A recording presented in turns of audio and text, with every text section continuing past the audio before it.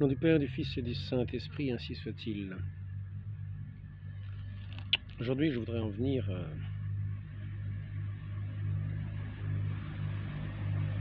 à établir comme un constat d'une réalité. Ce sera aussi une interprétation, ce ne sera pas forcément, ce pourra simplement une façon de voir, de considérer que ce qui est dit là peut aussi avoir sa racine. Ce comportement dont je vais parler peut aussi avoir sa racine dans ce que je vais maintenant aborder, dans la question que je vais maintenant aborder, qui traite celle de la dimitude, c'est-à-dire de celle qui, en pays d'islam, règle le statut de ceux qui ne sont pas musulmans et qui ont payé pour avoir le droit de vivre. Ils ont payé une sorte d'impôt, la jizya. C'est un impôt qu'on doit payer avec humiliation. C'est ce qui est écrit dans le Coran. Texte de référence du Coran. Ceux qui connaissent un petit peu le Coran connaissent ce texte-là. Je ne peux même pas y faire en référence. Donc c'est simplement quelque chose qui est très ancien, qui est aussi ancien que le Coran. Donc là où l'islam était devenu majoritaire et loi, il y avait cet impôt à payer, la jizya.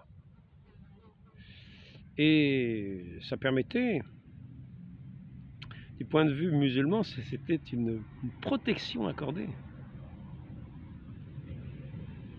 En fait, de protection, c'est une façon bien grande de parler. En fait, ce n'est pas, à proprement parler, ce n'est pas une protection. Ceux qui ne payent pas la jizya ont deux solutions. Soit ils s'en vont, soit ils décampent, soit on les tue, soit ils se convertissent. La belle affaire. Ils se convertissent à quelque chose auquel ils ne croient pas, ou auquel ils peuvent croire. Oui, on peut très bien entrer, c'est vrai, il y a deux façons d'entrer dans l'islam. On dit oui pour ne pas être tué, pour rester dans sa terre, pour rester avec ses biens. À ce moment-là, on a le nom de musulman, finalement. Comme on se fiche un petit peu de tout, comme on ne croit en rien. On veut bien porter des turbans, on veut bien porter des voiles, on veut bien faire un petit peu comme les autres. Et à la longue, d'ailleurs, petit à petit, c'est une façon de vivre, toute une façon de vivre. Et puis en même temps, ça a quelques avantages. Ça a quelques avantages.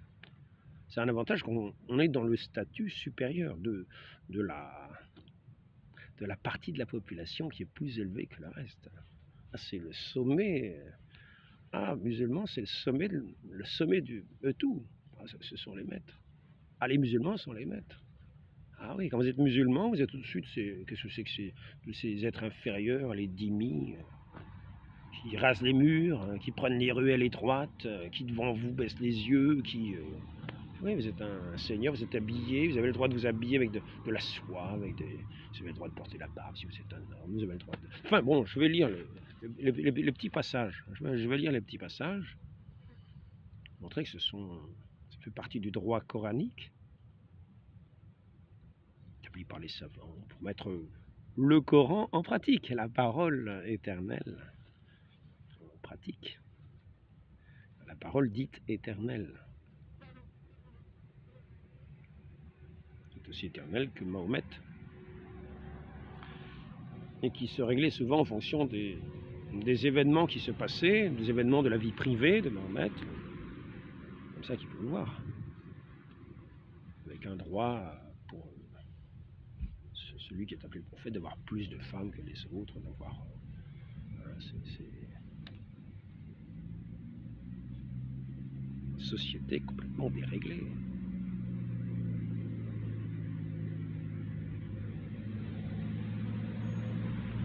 Donc, mais c'est établi en statut, en loi. C'est formidable parce qu'en même temps, on a l'appui de l'autorité on pense être celle de Dieu. Hein. Ah oui, on a la foi, donc vraiment, on ne va pas la perdre, parce qu'on perdrait tous nos avantages. On risquerait de se trouver dans une société, liberté, égalité, fraternité, égalité avec tout le monde. Oh, vous vous rendez compte, quelle perte de statut. On perd tout son statut social. Liberté, égalité, fraternité, qu'est-ce que c'est que ce machin? On est musulmans ou on l'est pas, on est au-dessus ou on l'est pas. Quand même, on va faire égalité avec des espèces d'impuretés, des crottes pour ainsi dire, parce que c'est quand même ça. Les chrétiens ou les incrédules ne sont qu'impuretés, c'est marqué dans le Coran.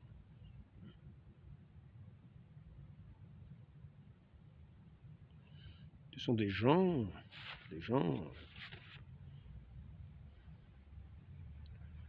Ne prenez pas pour alliés des juifs et les chrétiens, qui deviennent leurs alliés, deviennent l'un des leurs. Qu'est-ce que c'est que ça? Vous vous rendez pas compte, il a serré la main de celui-là. Là. Dans certains endroits, il faut faire attention. Quand c'est un islam minoritaire, bon, on va y aller mollo. Parce qu'il faut conquérir les grades. Hein. On va attendre, faut se montrer sous un beau jour. Comme ça, on peut avancer. Oui, la démocratie, c'est quand même pas mal. Hein. Oui, c'est sympathique, mais nous, on a des droits comme les vôtres, hein. On est égaux quand même. Faut quand même qu'on puisse mettre nos vêtements, nos religions, etc. en avant. Ah oui, vous avez raison, c'est vrai, égalité, fraternité, c'est vrai, nous sommes tous saints. Donc voilà, là, ça petit à petit, on avance dans la société, puis on peut augmenter en nombre. Puis quand on augmente en nombre, à la fin, on devient majoritaire. Puis quand on est majoritaire, alors là, dans le Coran, il est dit... quand on est majoritaire, il n'y a plus question de paix après. Il faut vraiment s'imposer. Au bout d'un moment, on impose la loi coranique. Donc la dimitude. Eh oui, vous êtes des pauvres petits dhimis, vous êtes des impuretés. On va quand même pas s'allier avec vous, on va quand même pas vous dire bonjour. Enfin, dire bonjour, si, on peut saluer. Mais il y a certaines façons de saluer. On ne salue pas n'importe quoi, on ne salue pas n'importe comment. Les impies, on ne les salue pas n'importe comment. On leur dit pas n'importe quoi, on va pas leur dire shalom ou je sais pas quoi, enfin, ça sera pas shalom, excusez-moi. Enfin, il y a la formule, hein. Moi je parle pas la langue. Hein. Je suis un pauvre petit français, hein. Je parle pas la langue, cette grande langue. Eh oui, je suis un pauvre. Si j'étais dans certains endroits, je serais un petit dhimmi. Et d'ailleurs, j'ai le vêtement, hein, vous voyez, je n'ai pas de barbe. J'ai une corde, mais là on la voit pas, là j'ai mis une ceinture, mais normalement c'est une corde, c'est la règle de Saint François, on porte une corde. La corde je l'ai, mais elle est en dessous, normalement la corde doit être bien visible. On doit même avoir une petite cloche pour se signaler dans certains endroits. Enfin, je vais vous lire quelques règles de la dimitude. Donc ensuite, après ça, nous allons voir le caractère psychologique que cela peut faire quand on se trouve, quand des musulmans peuvent se trouver dans un pays où il y a marqué liberté, égalité, fraternité, c'est quasiment offensant. Vous vous rendez pas compte? Vous êtes quand même des musulmans, quoi. Vous n'êtes pas rien. Vous n'êtes pas comme ces espèces de chiens ou de singes ou de porcs. Hein, comme c'est marqué dans le Coran, ces gens-là sont des porcs, sont des singes ou des porcs. Donc vous n'êtes quand même pas comme eux, quoi. Vous êtes quand même au-dessus. Vous n'êtes pas des impuretés. Ben oui. Donc quand les gens de l'islam se retrouvent dans des sociétés démocratiques, qui est marqué, non pas que moi je vante la société démocratique, vous connaissez. Je suis pour le roi, pour un roi de droit divin. Donc, mais par contre, non, je ne suis pas pour la dimitude, parce que je ne suis pas musulman. Alors maintenant, pour petit à petit garder sa foi dans un pays où on est un pauvre dhimmi, je vais faire une petite liste de ce qui est, de petites phrases. Hein. Donc on va commencer par où? On va commencer par je vous parle d'une réalité. Hein.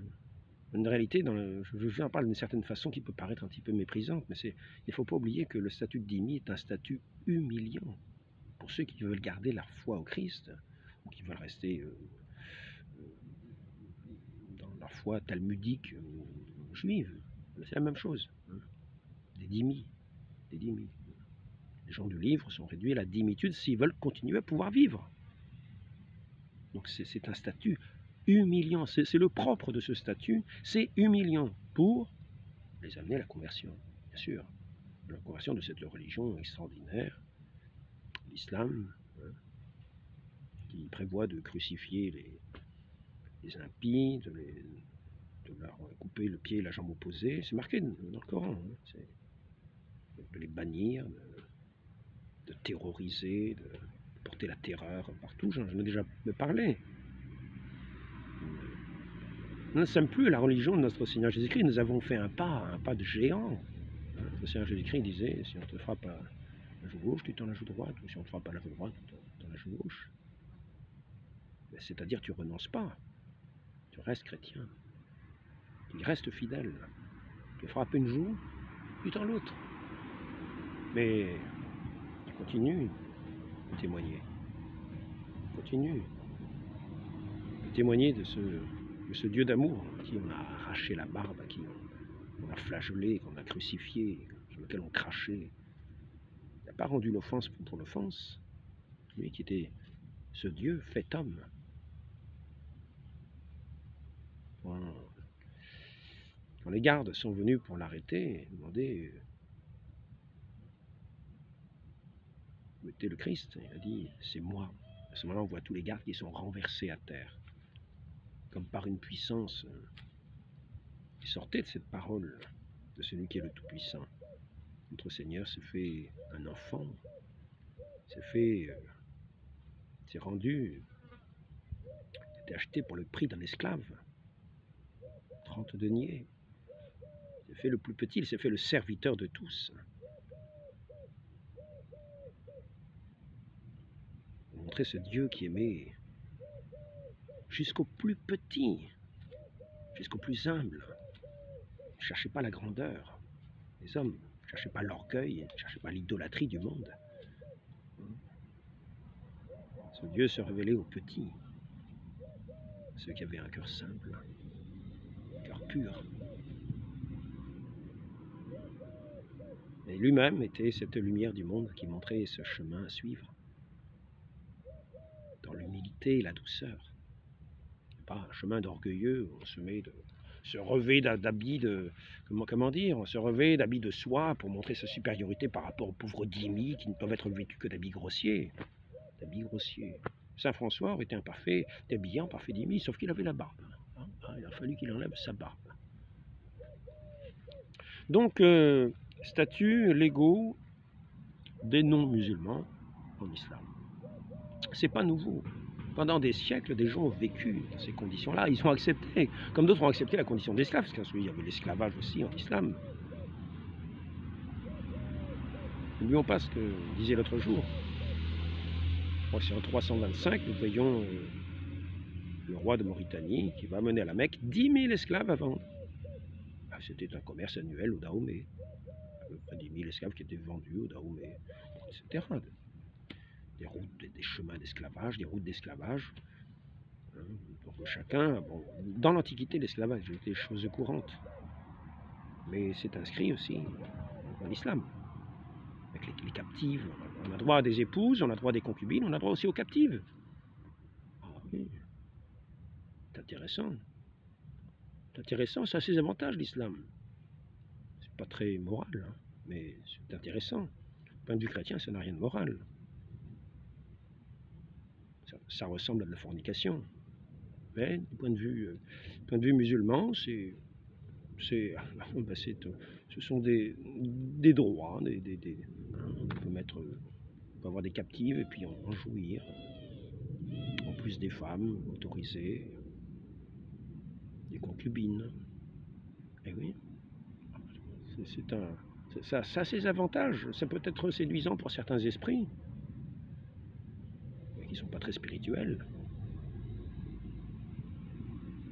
Chercher en premier le royaume de Dieu, le reste viendra en surplus. Le demande de la fidélité.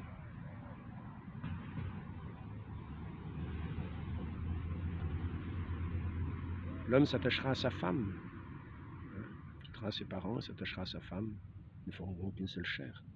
Il ne s'attachera pas à ses femmes, non, c'est une... Il y a l'homme et la femme qui sont... L'homme a créé l'homme Dieu a créé l'homme et la femme à son image.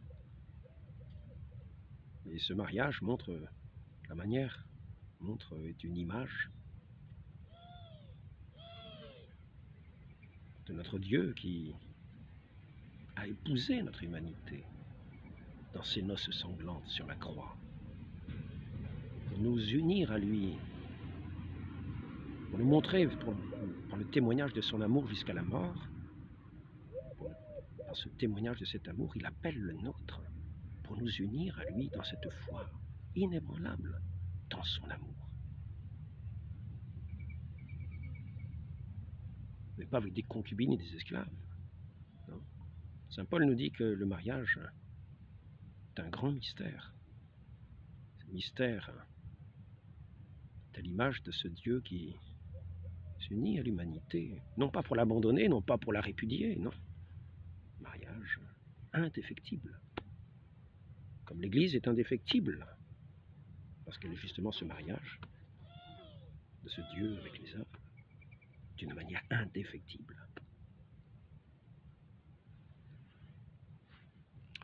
Donc, statut légaux des non-musulmans, c'est la dimitude. De fait, fait l'objet ce livre. Il y a un livre qui est édité sur ce statut du dhimmi en termes d'islam, sur le droit coranique. C'est un livre qui a, ces derniers temps, qui a été réimprimé avec beaucoup de succès dans de nombreux pays, multiples éditions dans le monde. C'est une violence, connotation morale pour obtenir son acquiescement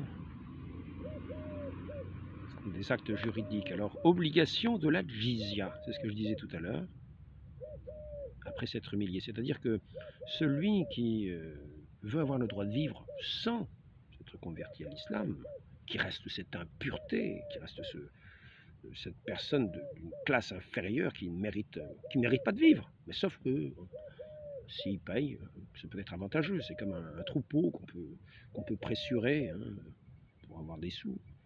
Et oui, ça a quand même son avantage. On a un petit impôt sur ce peuple qu'on vient d'envahir et sur lequel on établit la loi islamique, comme ça.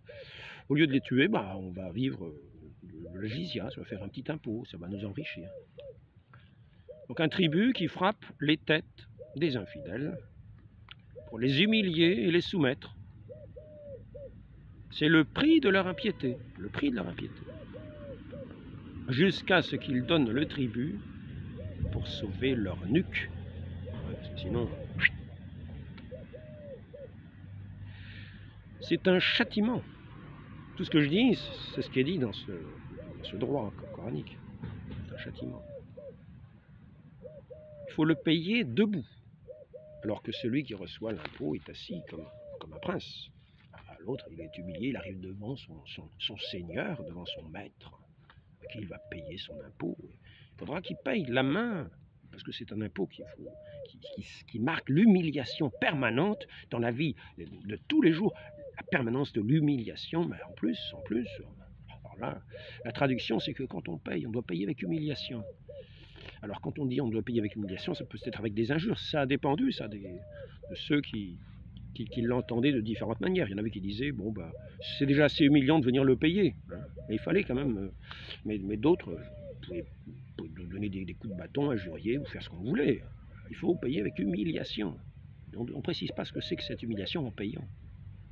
Mais toujours, ça montre une vie qui va être sans cesse humiliante. La personne sera sans cesse humiliée tous les jours. Et ils n'auront pas du tout les mêmes droits que les autres. Vraiment, le musulman qui est la classe dominante, qui est le dominant,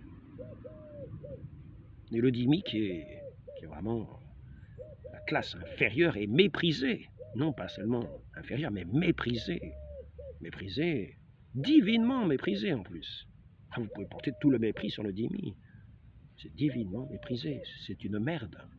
C'est-à-dire une impureté. Là, je dis le mot. Excusez, c'est un gros mot, mais ça en vient même. C'est une impureté, il est une impureté même. Ne touchez pas une impureté.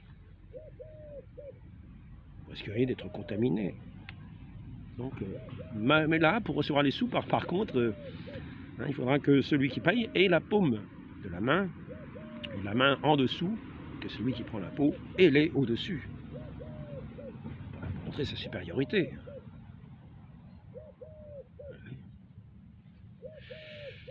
Donc, pour ceux qui parlent de dominant, la race blanche dominante, savoir que cet islam a été étendu dans les Balkans. Combien de pays ont été réduits à l'état de dimitude?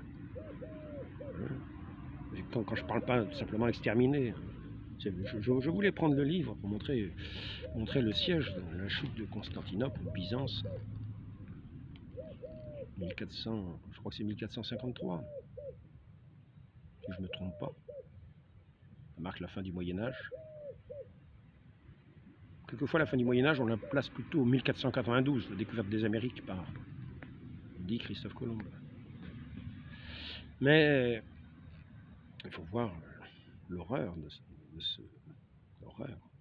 Non seulement des massacres de ces populations qui espéraient pouvoir, on les voyait le bord de la rive, prêts à repartir sur des bateaux qui malheureusement auxquels ils n'avaient pas accès, qui allaient partir devant leurs yeux ou qui allaient être coulés devant leurs yeux. Ils attendaient de pouvoir échapper à cet anéantissement. Le feu, les massacres, les symboles religieux démolis, brûlés, écrasés, les gens, le pillage. Et puis ensuite, le reste de la population menée en esclavage partout dans tout cet empire de l'islam, dans toutes les contrées les plus lointaines. Toute cette population de Constantinople, quasiment disparue de la ville, sauf réduite en esclavage.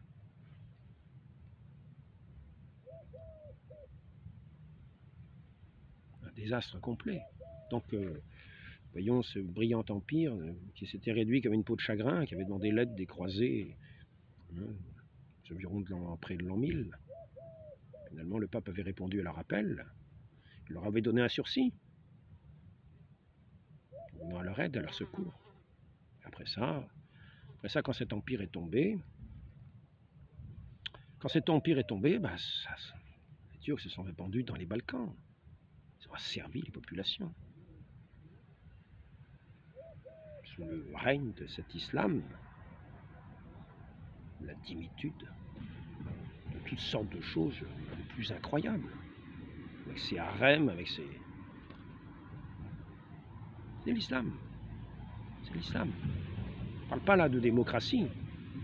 Démocratie, on ne parle pas de droits de l'homme. Il n'est pas question de droits de l'homme.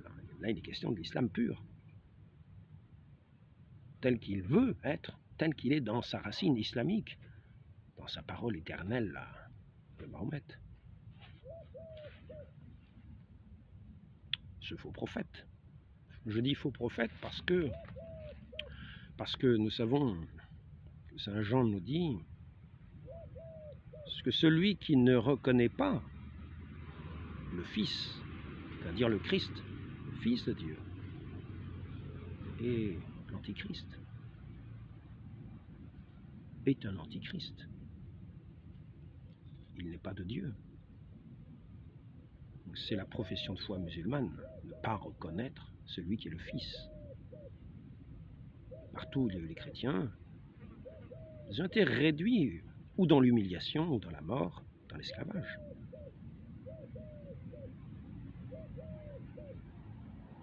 Cette parole divine s'impose par la force.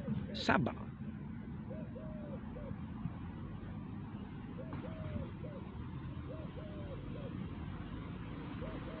En dehors des mois sacrés, tu les incrédules partout où vous les trouvez. Donc les mois sacrés, je peux répéter ce que c'est que quand l'islam arrive sur un lieu, il laisse 4 mois. 4 mois. Pour que les gens aient le temps de réfléchir à savoir ce qu'ils vont faire. Vont-ils devenir des bons dhimmis? Vont-ils payer leur jizya, leur impôt? Vont-ils partir? Vont-ils être tués? Vont-ils se convertir? 4 mois. Mais après cela, En dehors des mois sacrés, tuer les incrédules partout où vous les trouvez. Bien sûr, sauf s'ils payent la jizya. Donc, et tout ça, c'est bien sûr l'autorité de la parole de Mahomet. Contre la parole du Christ, qui n'a bien sûr rien à voir. Rien à voir. Il faut considérer les évangiles, lisez les évangiles. Vous verrez que ça n'a rien de comparable. Nous ne sommes pas dans une succession de prophètes, non, non, non. C'est une opposition. Et dans le message, et dans le message, et dans le fait même de la reconnaissance du Christ, du Fils unique de Dieu, du Sauveur qui est mort sur la croix, mort et ressuscité. Nous considérer de nous abonner à mourir avec lui dans ce monde qui appartient à Saint Jean nous dit, ce monde sous le joug de Satan, sous le joug du péché, nous invite à mourir à ce monde et à ressusciter avec le Christ en Dieu dans le baptême, avoir cette vie nouvelle, cette onction divine. Dieu vient habiter véritablement par son esprit nos cœurs. Et là où le Saint-Esprit, là aussi, bien sûr, le Père et le Fils, d'une façon mystérieuse, lui qui est infiniment grand et qui agit de la manière que lui seul connaît. Donc il faut payer la jizya qui est un châtiment, debout. Et le receveur alors, il est traîné avec brutalité, avec force, injurié, la paume en bas. Obligé d'appliquer le statut des dhimmis en les traînant par leurs mains. On les traîne par leurs mains, marqué. Alors ici, qu'est-ce qu'il y a marqué? Marqué au corps. S'ils ne payaient pas. S'ils ne payaient pas, peut-être en attendant un sursis pour qu'ils payent, hein, parce que sinon c'est la mort. Hein. Donc, leur manifester du dédain et les humilier. Le zimmi est un infidèle. Il habite le territoire de la guerre. Quelle amitié peut-on avoir avec ces gens qui habitent le territoire de la guerre? Je répète, ne prenez pas des alliés parmi les juifs et les chrétiens, qui deviennent leurs alliés, deviennent l'un des leurs, des traîtres. Pas de pacte de protection aux chrétiens qui récolteraient les impôts.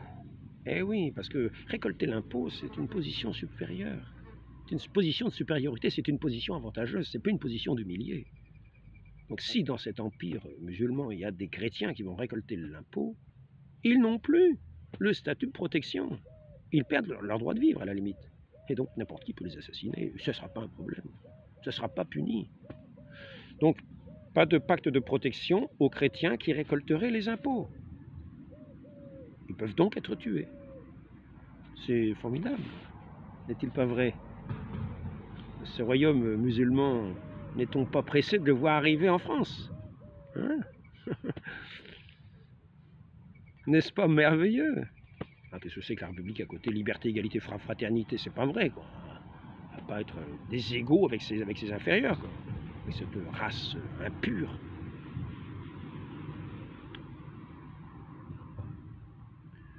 Pas de protection pour lui, il doit être humilié. Alors donc, on va voir quelques autres traits de cette dimitude. Il existait, toutes les sociétés antiques, primitives, étaient plus ou moins racistes ou xénophobes. C'est vrai, on voyait mais les Grecs, pour eux, les Romains, c'était des barbares. Et pour les Romains, les barbares, c'était tout ce qui n'était ni grec ni romain. Les barbares. Les Gaulois, c'était des barbares. Après ça, quand il y avait l'Empire romain qui est installé, les barbares, c'était ceux qui étaient en dehors des limites. Donc, dans l'Antiquité, comme ça, c'était vu les gens de cette façon-là. Les autres sont toujours des barbares. Et là, on a le statut de ceux qui ne sont pas musulmans, ce sont des dhimmis, des trucs, hein, des machins inférieurs, des impuretés inférieures, quoi. Des espèces de chiens ou de singes. C'est marqué dans le Coran, chiens ou singes. C'est pour ça que souvent on a l'injure ou des porcs. C'est pour ça qu'on a l'injure souvent de porc, espèce de gros porc. On entend souvent ça.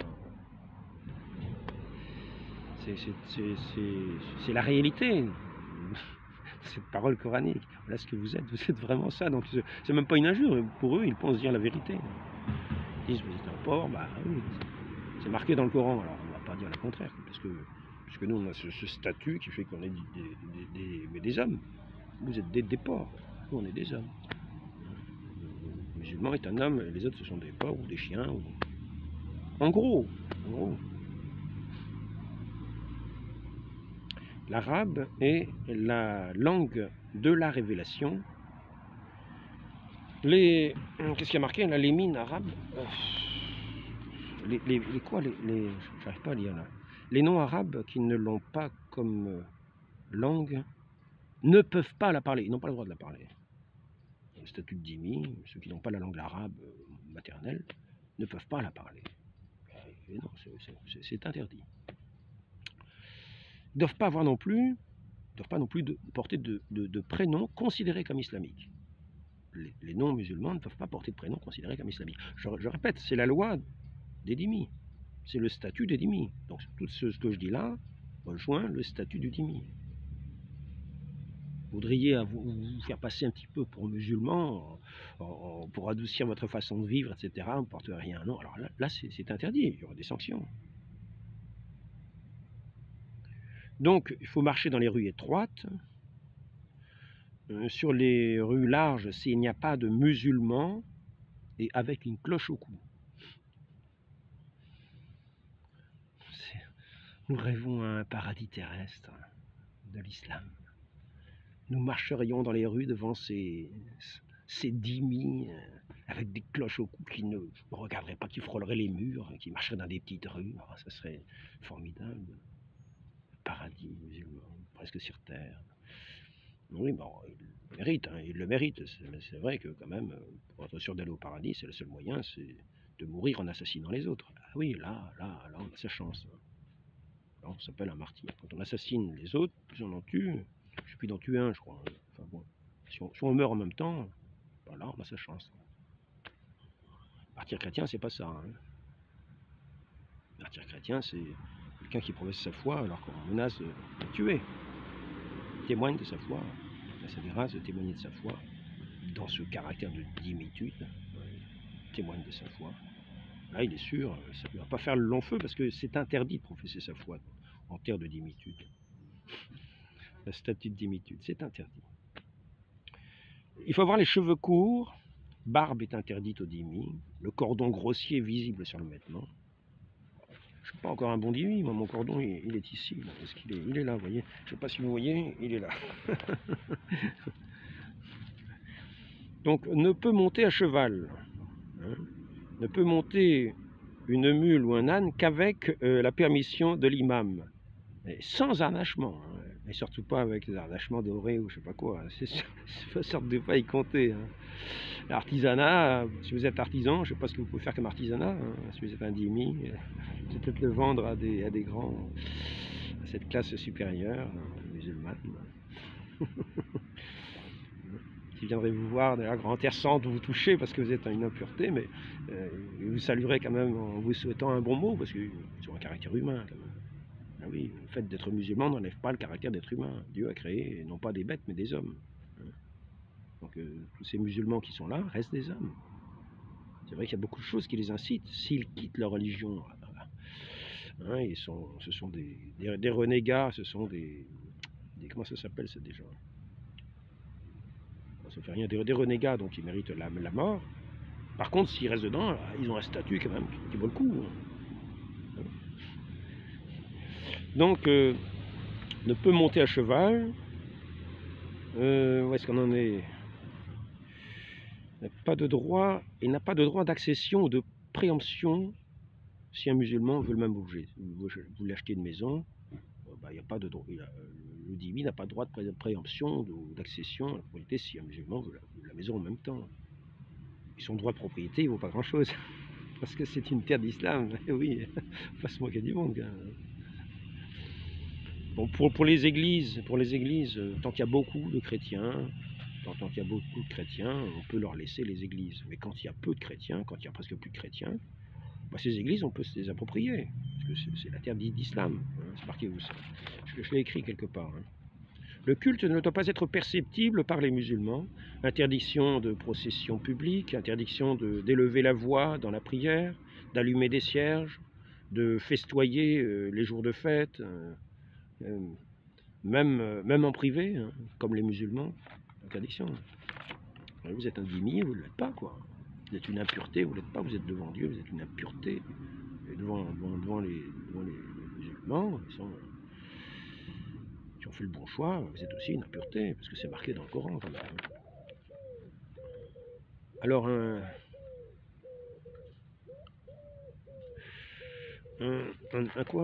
une association ne peut pas faire... Ah oui, un associateur, c'est-à-dire par exemple un chrétien, on dit associateur parce qu'on estime que associer le Fils au Père, le Fils, notre Seigneur Jésus-Christ, le Verbe éternel de Dieu, l'associer au Père, c'est être associateur. Dans le Coran, ils disent que il y a en gros 3 divinités. Pour les chrétiens, il y a le Père, le Fils et la Vierge Marie. Ils ne connaissent pas, mais vraiment, ils ne savent pas ce que c'est que la Trinité des chrétiens. Ils ne la connaissent pas. Il n'a jamais été question dans la foi catholique, c'est-à-dire la foi originelle, la foi professée par le Christ, la foi enseignée par le Christ à ses apôtres et transmise ensuite jusqu'à aujourd'hui. Pas du tout question que la Vierge Marie soit une des 3 personnes de la Sainte Trinité. Donc, un associateur ne peut pas faire l'aumône. Il n'y a pas d'épée non plus pour les dhimmis, ni d'armes. Vous vous rendez compte, s'ils se révoltaient, ça serait... Sauf un musulman a tous les droits en cas d'infraction. Ah oui, si par exemple il y a une procession, avec des croix, des bannières, des choses jolies, etc., les musulmans peuvent eux-mêmes prendre les croix, les bannières, etc. Ils ont le droit de récupérer tout ça parce que c'est interdit de les faire. Donc n'importe qui peut récupérer ça, on les chasse, puis on leur prend leurs objets. Et il n'y a pas de... C'est pas une infraction. En cas d'infraction de la loi, donc. Créature pure et impure, ce qui sort de la bouche. Ça, c'est ce que j'avais dit déjà dans un entretien récemment. Traité de droit islamique. Alors, salut à ceux qui suivent la guidance. Ne commence jamais...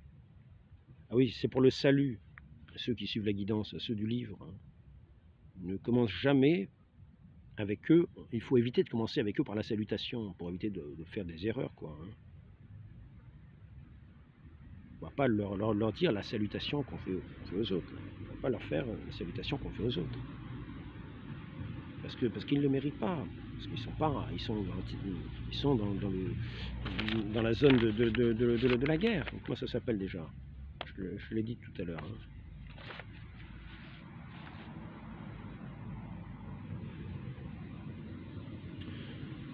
On ne peut pas prononcer le salut de paix avec eux, parce qu'ils sont ennemis de Dieu. Donc on ne peut pas prononcer avec eux le salut de paix. On ne peut pas leur dire paix, parce qu'ils sont en guerre avec Dieu. Donc il faut faire très attention quand on les salue, les gens de la guidance, les gens qui refusent l'islam.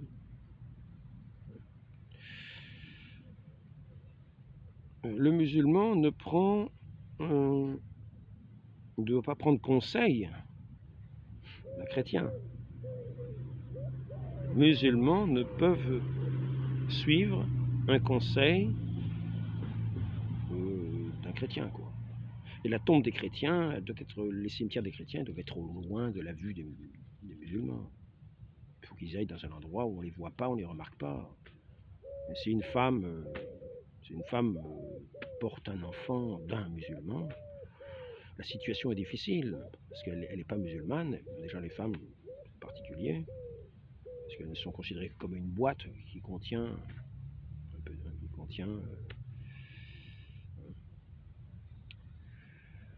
on ne doit pas congratuler un musulman quand il jeûne. Bon, je vais arrêter là. C'est simplement pour montrer. C'est simplement pour montrer un petit peu ce que c'est que la vie du dhimmi en terre islamique.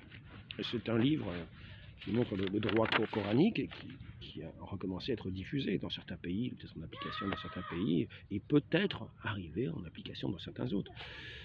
Quand les pays occidentaux ont en gros disparu avec leur démocratie, etc., parce que nous voyons ce que nous voyons, l'islam pourra réaffermir son empire, dans ses statuts, dans ses lois, etc. Il faut amener tout le monde à l'islam. Il faut que tout le monde devienne musulman. Donc tous ceux qui refusent, bien sûr, ce sont des impuretés qu'on peut tuer, qu'on peut prendre éventuellement les biens, dans certaines conditions, bien sûr. Donc voilà le statut du dhimmi, le statut des dhimmis. Il y a peut-être d'autres petites choses. Voilà, il ne peut pas manifester, il n'y a pas de manifestation religieuse publique pour les dhimmis, parce qu'on ne va pas les laisser manifester, on ne va pas les laisser manifester son impiété. Ce sera fait sous peine d'un châtiment sévère s'il manifeste son impiété publiquement. Donc c'est intéressant de savoir ça, parce que nous pouvons considérer maintenant d'une autre façon tous ceux qui viennent nous parler de cette lutte des classes, en parlant aussi de la lutte des races maintenant, avec cette forteresse des petits blancs, et ces blancs qui sont les dominants. Nous voyons bien que le statut du dhimmi réduit tous ceux qui sont sous l'empire musulman, et ça part de l'Espagne. Ils ont été arrêtés en 732 à Poitiers, c'est arrivé jusqu'à Poitiers, ils ont été repoussés et puis chassés ensuite, assez rapidement, heureusement. Nous avons eu une civilisation chrétienne qui ne nous a pas mis en esprit de pouvoir mentir aux non-musulmans. Non, nous avons un esprit, en tant que chrétiens, de vérité, de chercher la vérité, de la vérité. Non pas de mépris vis-à-vis de... Non, pas de mépris.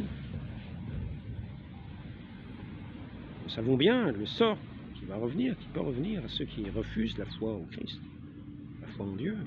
Mais tous les missionnaires ne sont pas allés jamais pour condamner, mais pour annoncer l'évangile. Le Christ nous dit bien, si on ne vous reçoit pas, secouez la poussière de vos pieds et allez ailleurs. Ça s'arrête là. Ça s'arrête là. On ne va pas réduire les gens par force à la dhimmitude. Par contre, dans des royaumes chrétiens, il est vrai, il ne faisait pas accéder. Il y a eu des protestants quand même. Par exemple, si on regarde Louis XV, la bataille de Fontenoy, c'était un chef protestant qui dirigeait l'armée française. C'était un protestant. Je ne sais plus comment il s'appelait. Maurice de Saxe. Il me semble que c'est ça. Et en fait, au moment difficile de la bataille, il s'était absenté. Il faut faire attention à ceux qui nous dirigent. Parce qu'au moment décisif, le roi de France se trouvait tout seul. Il n'y avait plus aucune directive de ce chef protestant. En face, c'était les Anglais qui étaient protestants. Donc, comment se fait-il qu'il se soit absenté, qu'il n'y en ait plus eu de nouvelles de ce général au moment difficile? Donc, la victoire a été due au roi de France et son attitude à ce moment-là. Et puis, en fait, Maurice de Saxe n'est reparu en donnant des ordres que quand il a fallu arrêter la poursuite des Anglais. Chose étrange, il est apparu pour faire arrêter la poursuite des Anglais qui subissaient une déroute totale. Ben, ils ont pu s'enfuir quand même grâce à cet ordre d'arrêter la poursuite. Donc, il faut savoir qui nous dirige. Il y a de la prudence. Il faut être prudent. Il faut être prudent pour savoir qui nous dirige. Parce que nous avons bien vu, Lénine, la façon dont il parle, dont il mène sa révolution, il dit qu'importe si 90% de la population des Russes meurt, pourvu que la révolution l'emporte. Nous avons vu des phrases terribles que j'ai citées au dernier entretien. Je ne sais pas si je peux les retrouver. Il faut savoir qui nous dirige. Donc il est évident que un royaume chrétien, on va pas mettre en tête un chef musulman. Hein, parce qu'il va faire venir l'islam ici, puis on va être réduit en dimitude. Et oui. Donc il faut faire très attention. Il ne s'agit pas là d'une lutte de classe. Il ne s'agit pas d'une lutte de classe, il s'agit simplement de la prudence d'un peuple qui a acquis le droit de vivre librement. Et c'est un droit qui est chèrement acquis, souvent par la force des armes, pour vivre librement, pour vivre dans sa foi librement.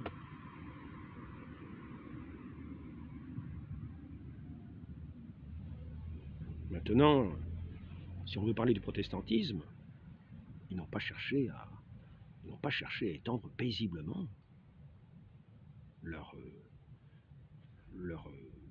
schisme, leur séparation de l'Église, leur reniement de leur foi à l'Église, leur séparation, non, ils ont cherché à imposer. Ils entraient dans des églises, ils cassaient les statues, etc. Ça ne s'est pas fait sans violence. Quelquefois, ils entraient dans des églises et ils massacraient les gens. Donc, savoir que nous devons faire attention, sérieusement, à la réalité de l'histoire, à la vérité de l'histoire. Ne pas accepter qu'on dise une chose ou l'autre et que ce soit indifférent à nos oreilles. Nous voulons continuer à vivre, ne pas nous laisser ni empoisonner, ni tromper. Connaissons la ruse, est-ce que c'est Ganelon, avec cette chanson de geste, hein, avec Roland, Charlemagne. Roland qui commence à sonner du corps, hein, de l'olifant, avec sa bonne épée du Randal, et qui appelle. C'est l'arrière-garde. Et Charlemagne, en avant, entend ce son de l'olifant. Il dit, mais que se passe-t-il? Et là, nous avons la parole traître de Ganelon qui dit, mais rien, grand prince, grand empereur, c'est Roland qui s'amuse. Hein, c'est Roland qui s'amuse. Il se faisait massacrer. Donc il faut faire attention aux paroles qu'on entend, parce que ce sont des paroles qui engagent nos vies. La dimitude, ce n'est pas rien. Des gens asservis à vie comme cela, menacés à la force des armes par une catégorie de dominants. Hein. Il faut savoir où sont les dominants, parce que quand on nous parle d'anticoloniaux, des tas de mensonges. N'écoutons pas les mensonges. Il y en a qui arrivent sous les masques bien agréables. Ah oui, vous savez, les droits de l'homme. Bah, les droits de l'homme, vous ne les respectez pas, les droits de l'homme, alors. Il faut bien que nous puissions avoir notre façon de vivre musulmane.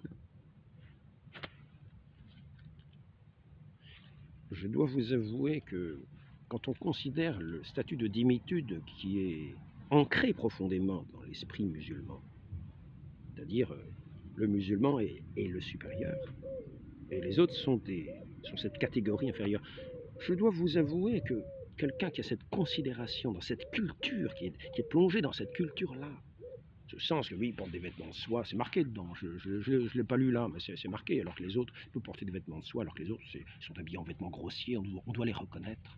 Les dhimmis, on doit les reconnaître. Cette classe inférieure, ces classes méprisées, on doit les reconnaître. Je parle de cette façon-là pour qu'on comprenne bien ce que c'est le statut de dhimmi.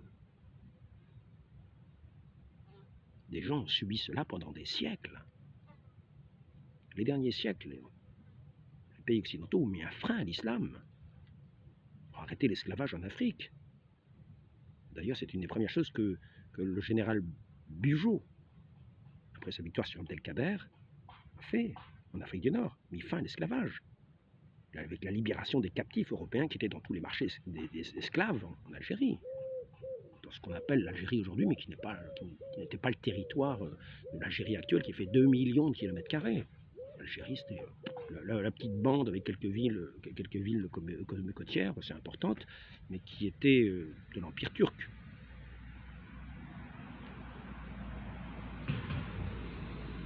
Pendant longtemps. Donc il faut bien ne pas nous laisser tromper. Il ne s'agit pas de nous laisser séduire par ces paroles. Oui, les Blancs sont les dominants. Il faut savoir que, comme je l'ai déjà dit hier, le rapport qu'il y a eu entre l'Afrique et les pays européens était un rapport, avec ce protectorat, était un rapport commercial, qui a été demandé des deux côtés. Je parle parle pas de... Même les esclaves, les marchands, parce que les tribus africaines qui avaient battu d'autres tribus, avaient pris les esclaves. Et on faisait le commerce. Quand des marchands européens venaient sur ces côtes africaines, les chefs africains étaient contents de prendre des esclaves des autres tribus qu'ils avaient fait captifs. Comme ce grand roi, comme ce roi de Mauritanie qui allait avec ses 10 000 esclaves les vendre à la Mecque. Ils faisaient leur profit.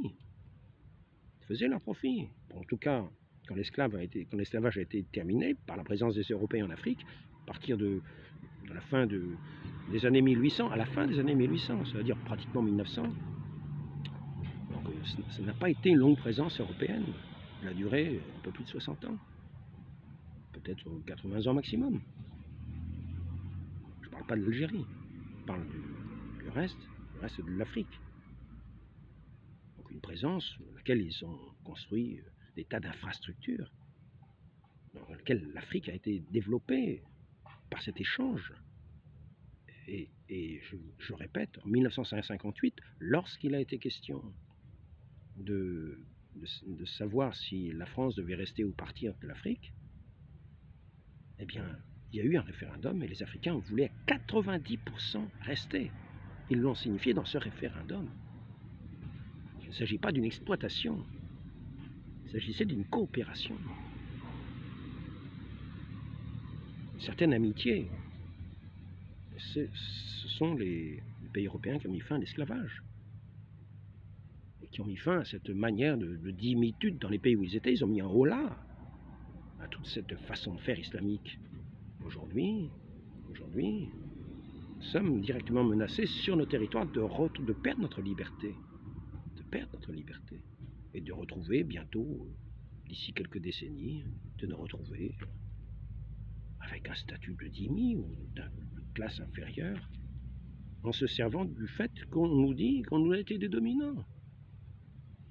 Alors que, quand on regarde le statut de dhimmi, personne en Europe n'a appliqué ce statut dans aucun pays.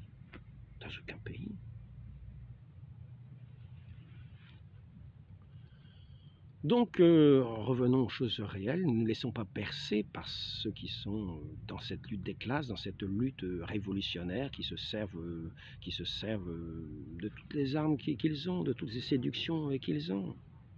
Ne nous laissons pas entraîner. Connaissons notre histoire, connaissons ses réalités. Prenez-les bien et faisons attention, car on peut très bien vouloir être généreux, cela se comprend. Faisons attention que si nous nous laissons avoir par le mensonge peut finir par nous arriver avec force, toute la force de sa morsure, comme un serpent qui vient charmer et qui d'un seul coup vient vous mordre. Donc attention au retour. Ne quittons pas notre Dieu, il est la vérité. Ne quittons pas notre Seigneur Jésus-Christ, qui est douceur, humilité, qui est justice, qui est paix véritable. Ne le quittons pas. Ne nous laissons pas bercer d'illusions par toutes sortes d'idéologies. Ayons l'amour du prochain, ayons l'amour de cette humanité pour laquelle notre Seigneur a donné sa vie et qu'il voudrait voir sauvée, unie à lui. Par ce lien de l'amour, non pas par ce lien d'esclavage. Être loin de lui, c'est le néant. Et ce néant pourra être éternel lors du jugement.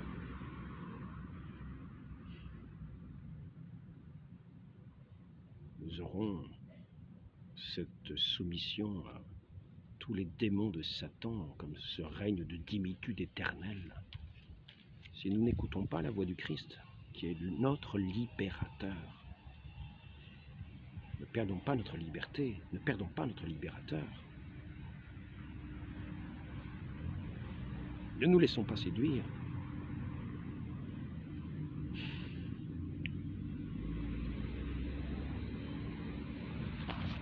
Les Turcs, avec le génocide arménien, l'expulsion des Grecs, la proportion des chrétiens est passée de 35 à 0,2%, de 35% à 0,2% aujourd'hui en Turquie. Disparition des chrétiens, des juifs en terre d'islam. Par l'immigration, cet islam de plus en plus intolérant s'infiltre dans les pays qui demeurent de culture judéo-chrétienne. En 2022, 94% des personnes tuées en raison de leur foi chrétienne l'ont été sur le continent africain. Ne laissons pas avoir par ceux qui nous accusent d'être le peuple, la forteresse blanche dominante. Ce n'est pas le cas. Nous avons, au contraire, avec courage, avec vaillance, avec ce général Bugeaud, exemplaire, admirable, dont on va enlever la rue, on va enlever son nom à cette rue de Paris. C'est ce projet de loi. Un personnage, une personnalité extraordinaire, qui disait qu'il aurait mieux aimé rester au champ à travailler, plutôt que d'être... Mais il s'est mis au service de la France. Et c'est aussi par lui qu'a été mis fin à l'esclavage en Algérie. Donc, va-t-on vraiment pour la liberté, et non pas pour ces luttes des classes qui cherchent à asservir les peuples sous des abords, sous des vernis d'humanisme. Demandons la grâce de ne pas nous laisser emporter, la grâce de revenir à notre Dieu, véritablement notre Créateur, notre Consolateur, notre Sauveur, notre Dieu vivant et vrai, notre Seigneur Jésus-Christ, le Fils unique du Père éternel, et qui le voit le Père, nous donne cette grâce. Il est venu ici-bas pour nous donner, au prix de sa vie, au prix de son sang précieux, nous donner cette vie que nous avions perdue par ce règne du péché du premier Adam. Donc nous ne laissons pas avoir ni par toutes ces sciences qui n'en sont pas, comme je l'ai répété tous ces jours-ci, à partir de cette lutte des classes établie sur cette lutte des races pour leur survie, dont parle Darwin, qui n'a pas de fondement scientifique, ce n'est pas démontré. Sa théorie n'est pas démontrée, c'est un langage qui a servi aux révolutionnaires, qui a servi aux nazis, qui sert encore aujourd'hui. Mais c'est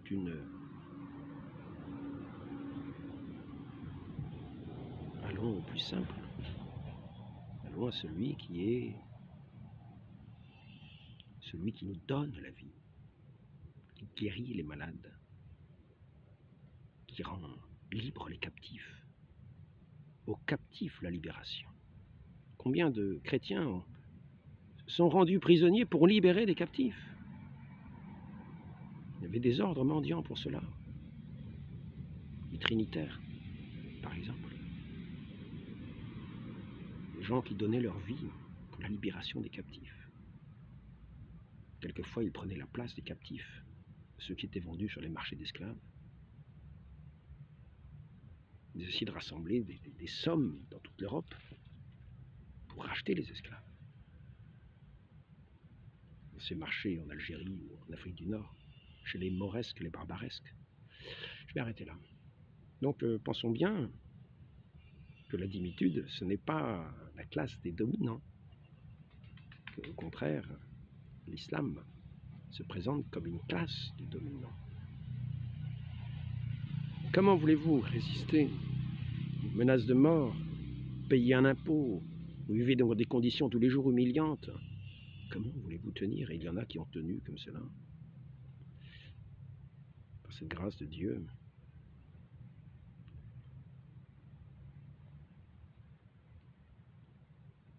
Ô Marie conçue sans péché, priez pour nous qui avons recours à vous, pour tous ceux qui ont subi ces jougs terribles de l'islamisme, de l'islam, tout simplement, qui ont vécu dans ces pays comme esclaves, qui ont été persécutés, qui ont été humiliés sans cesse.